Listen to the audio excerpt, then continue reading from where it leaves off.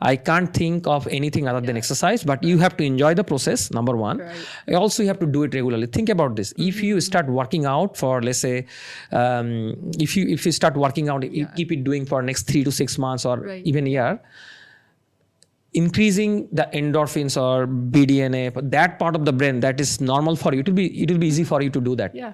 So definitely it shifts a lot of stuff for you. So if your body is in stress or mind is in stress, your body releases cortisol, the stress hormone, right? Right. When you work out, because you are increasing, you are secreting endorphins, it beats that. It beats it. Yes. Right. So what else beats it? There's a few other things that. Yeah. So another thing I came to understand that if you feel grateful, yes, your body secretes DHA chemical that decreases your cortisol. That's right. Right. That's right. Right. Yeah, so and positivity. Yeah, yes, right. yes. So I think for me, if you ask me what your top 3 tools for happiness, I think number 1 would be being grateful. Being grateful. It's not even exercise, it's being grateful, because it's easy to do. It's true. It's easy to do in a way that's also a practice, being grateful. As a counselor, so we try to help people understand the balance of that. So the problem is, if you think, oh, I can fix my problem just by being grateful, it's not enough, because being grateful is different than numbing your pain or deciding, like, especially if you're being treated unjustly or like you're in an abusive situation. So as a trauma counselor, this is a very serious thing, because some people are very hard on themselves and they're like, I just need to be more grateful, right? I just need to be thankful. It's not like that. That's not what you're talking about. Right. You know what I mean, right? I understand. Yeah, it's a balance. So I think being grateful, definitely there are different levels to it, right? Yes. I think being grateful, you can't make it happen. It's not doing process. It's a being process. It's a being process. Right. You have to feel grateful. Yeah. Right. So the way I practice it, you start saying thank you or being grateful to other people. Yeah. And there are different studies and science to it. So the first thing that you can do is I tried the journaling, being grateful, all those. That doesn't work every time. Yeah. And the easiest thing you can do is, if you start being grateful to the people around you who is like helping you or doing something for you, even just by being there. I think that's the easiest way. Because when let's say if I come here and you have done something for me and we just talking every day, you are giving me time. If I say to you, and thank you for being here for me, that shifts your thinking, and with your reaction, it can also change mine too. And it's like what you believe in. Like if you believe and you think about, let's say you have a goal, or like you said, you're going to execute this year. So that will shape your behavior this year, of course, right? Of course. Because that's in your mind. That's what you want to be. That's what you're thinking about. So it's amazing how what we think about, what we choose to say. And I agree. A person, I was recently, I think it was in my studies actually, I was reading. There was just a research done that when you're watching, or somebody's picking a spouse or attracted to someone, it's the power of attraction, then when they see someone that is actually kind and confident and grateful, and their behavior, when they're talking to someone, they're like, oh, that's wonderful, I appreciate that. And what you're talking about, they will be so much more attractive, even if they don't have outward attraction, than someone that is maybe pretty but doesn't have that attitude. Very true. And so I just remember that it is so important how you make somebody feel. Have you heard that saying before? Yes. Of course. That's why when we see someone talking to kids or bonding with an animal, we like them more. Yeah. Right. So we can see there is a compassion there. Right. Yeah.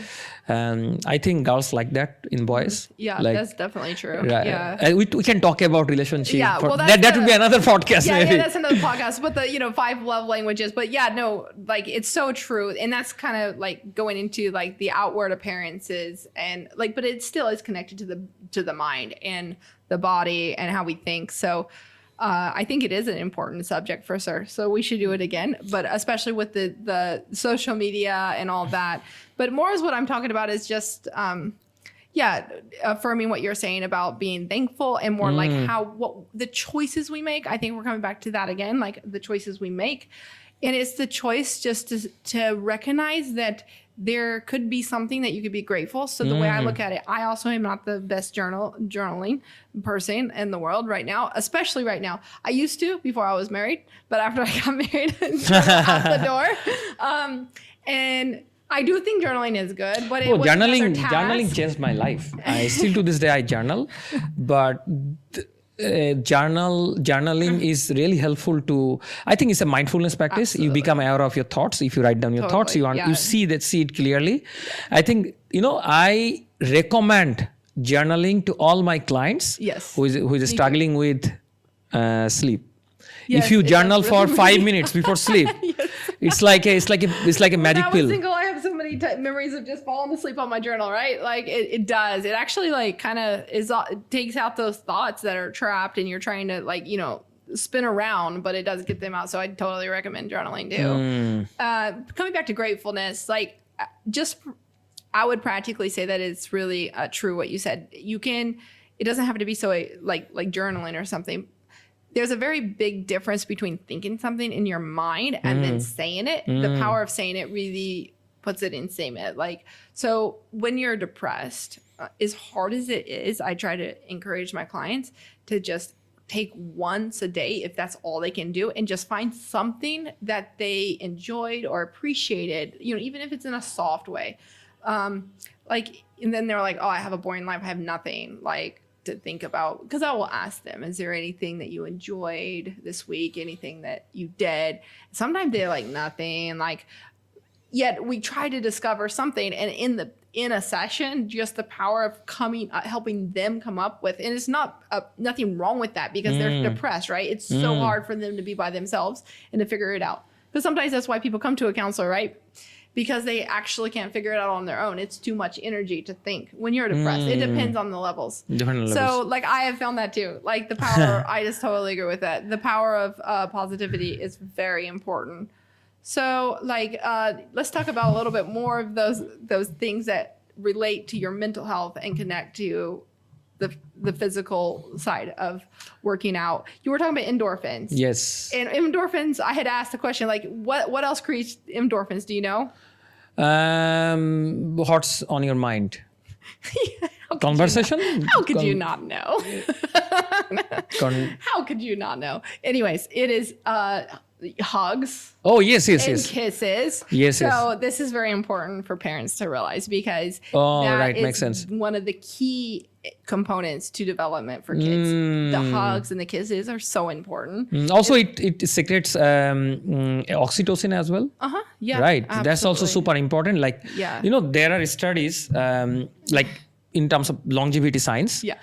Can you guess what is the number one thing that is number one thing for longevity? Grit is the only thing that comes to my mind. So there are a few blue zones in the world, right? Like where people can live up to, let's say, more than 100 years. Okay. So scientists went there, they studied them, and they realized that because they are living for a long time, their lifespan is so long. Is one of the reasons. It's common between all the blue zones is they always hang out with their best friends for a long time, every day. Right, I've heard this before now. Right, so social connection is number one for longevity. It's not just even exercise. It is, It's not even exercise. No, I've heard this. Right, it's not even exercise. So I put exercise in 2 or 3 for me. Let's say if you want to hang out with your friends when you are 100, 110, if you go out there and meet them, you have to be strong enough to do that. You have to go out. If you want to go out from your house, you have to have good leg strength, because when you grow older, you start losing a lot of muscles. Yes, right? It's true. You experience something that is called sarcopenia, that massive muscle loss that happens sometimes after 50. So if you don't work out, if you don't have, so there's still a chance for me. Yes, of course. Okay, thank you. It's probably one of my biggest regrets in life is I didn't used to need to exercise because I was a horseback trainer. Like I was a horse trainer. I would like train raw horses that never been touched by humans, you know, since I was very young, and I would barrel race, and then I would climb mountains like every day. So I didn't really actually made fun of people that worked out because we worked pretty hard. But now after getting married, I was disappointed in myself, but also in the fact that I did look at it in a negative light, that people worked out, because I was like, well, you should just be working hard, you know, and then you'll get the exercise. Because now that I was put in a place where I didn't have the hiking, I didn't have the regular life, then I didn't really know how to work out. So that's why I'm trying to teach my kids how to do it. And it's harder for me to cut that time. And as, you know, as a entrepreneur, it is quite tough for me to cut that time. And as, you know, having 5 kids. Now I'm really regretting that, because, you know, the back struggles I'm having, and you know, so that's also one of my goals this year, is to do much more working out. Right. So you see, important. So if you have any like health issues, like when people start working out, there are different reasons to it. Yeah. I think one of the main reason that people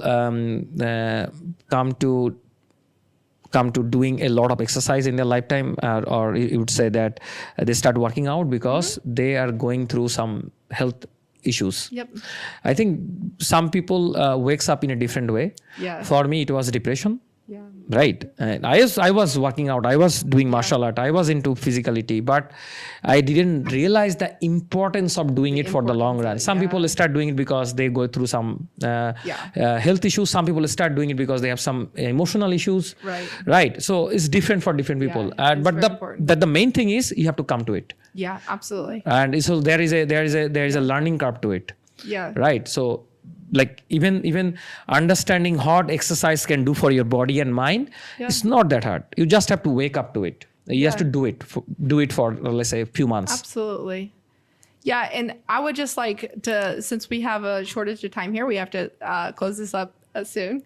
But we were talking about the pathways. Like I was talking about the big road, you know, if you think of your brain having little pathways all in it, and some of them get completely closed up, like, you know, rice grows up in it, and there's no way to get through it again until you recreate the pathway, or, you know, a place to walk.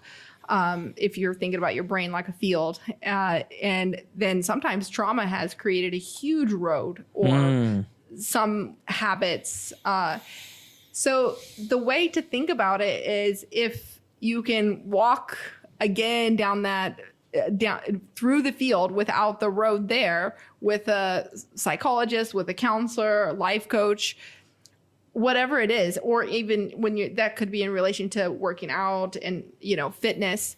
But you walk once, right? It's hard the first time. Then you walk again, it's a little bit easier. When you walk the third time, it's easier. When you walk maybe 4 or 5 times, they're going to be another big road. But it doesn't happen overnight. So I think some of these things actually can happen really fast. It's encouraging to hear you as a fitness coach that you can actually get endorphins from one exercise or workout. So that's encouraging. That's a great You just walk for 5 to 10 minutes. You will start realizing that you are feeling good. Yeah. That's just it's so encouraging. Our body is so amazing. I mean, the more I'm learning about body, I'm like so fascinating to that. What do we want in life? Let's say, what do you want in life? Want to be happy, right? You want to feel content, right? To do that is like you just have to work with your body and mind. Absolutely. There are different levels to it. Let's say even let's say, I think one of the best ways, or not the best ways, one of the how would I say? Let me articulate it better. That is one of the ways you can find fulfillment in your life. That is having passion for something that you really like. Absolutely. Right. So it decreases your cortisol. You can work harder. You can enjoy the process. And let's say if you want to do something, let's say if you want to be a great entrepreneur, or let's say good entrepreneur, you want to have a living that is like you want to be proud of. You need to have a lot of energy, right? Yes, you do. And for the energy, you need to sleep better, work out, Yeah. work out often. You have to eat like a really clean. Yeah. You can't jump into from diet to do that. It's impossible to No, do that. it So is. I think if you find passion or purpose or calling in your life, that makes things a lot easier, because for that thing you have to be really Intentional. intentional and focus in your health and fitness. Absolutely. Also your mindset, because you Yeah. need to manage that emotion and other stuff as Because well. you have to be very strong to achieve those big So goals. what we call in health is called deep health. Yeah. There are 5 or 6 dimensions of it. One is physical health, mental health, emotional health, environmental health, relational health, and existential health. Yes, Existential health is about finding passion and purpose. Yeah. Right. So whoever wants to understand it deeply, they have to go through all the layers and see that how it works for them. Yeah. So, well, thank you so much for your time today. I know that Same we've got to here. wrap it up. I guess, like, would you like to summarize, like, what's something that stood out to you about this conversation today? Like, what's something that just kind of like motivated you through this conversation? Okay, so one takeaway I want, like, listening to a podcast won't mean anything to your life unless you do something from it. Yes. Right. So I would say whenever you are listening to a podcast or a audiobook, or read something or show something, see something in social media, try to take one thing out of it and implement it. So for our conversation today, I think we talked about the importance of exercise, how it can really help us in not just in terms of our body, also for our mental health, how it affects our mood, our immune system, or like stress, all those things. So with those information, how they can implement it. Yeah, that's great. And another thing is, it's not just about the mind, it's also about the body. And it's not so about only about the body, it's also about the mind, right? Yeah. It and how they're all goes connected. together. It goes together. Yeah. Okay, that's great. Anything else that stuck out to you about like psychology and mental health? And One thing that I want to mention about you, that is you are doing phenomenal work. That is not just for you. Like I know a lot of counselors, they are not doing it holistically. I'm really glad that you are doing that, because people need that thing. Yeah. It's not just one thing. Like if you work with someone, you have to work with the whole person. Not it should be client centric. Yeah. Right. So for me, from my part, if I'm working with the body, it's a holistic. You working with the mind is a holistic thing. Yeah. So you understand those parts, right? Yeah. I think that's what is important in this world right now. It's not just one road, right? Yeah, thank you. I appreciate that. When you said that, it made me think of the clients that come in here and say that they've been struggling with like a lot of struggles, and they've only seen a psychiatrist and taken medication for it. That actually makes me quite sad, because in international standards, we should first see a psychologist, and the psychologist has a couple sessions, and or even if in the first session they feel like it's an emergency, you need to see a psychiatrist, then they refer immediately. Yet if they're okay and stabilizing, then they try to help them first before they go on medication. Right. And often, in most cases, it is very successful without any medication. Here is the opposite. They go on medication and are on it for a long time until they I think see we a have psychologist. we have a far away from that education. Yeah. We need to understand that how it works. Also through your podcast, through your content, through your work, maybe you are trying to educate that thing to people, right? So awesome. And I want to say thank you so much for doing this. We can go on for another 2-3 hours. I can understand. I'm very sure. Yeah. But thank you so much for we coming. will do it again. No worries. Yeah. Thank you so much for coming. I know you're Awesome. extremely busy, and we appreciate having you here today. Thank you so much. Yeah, I really appreciate it. Yes.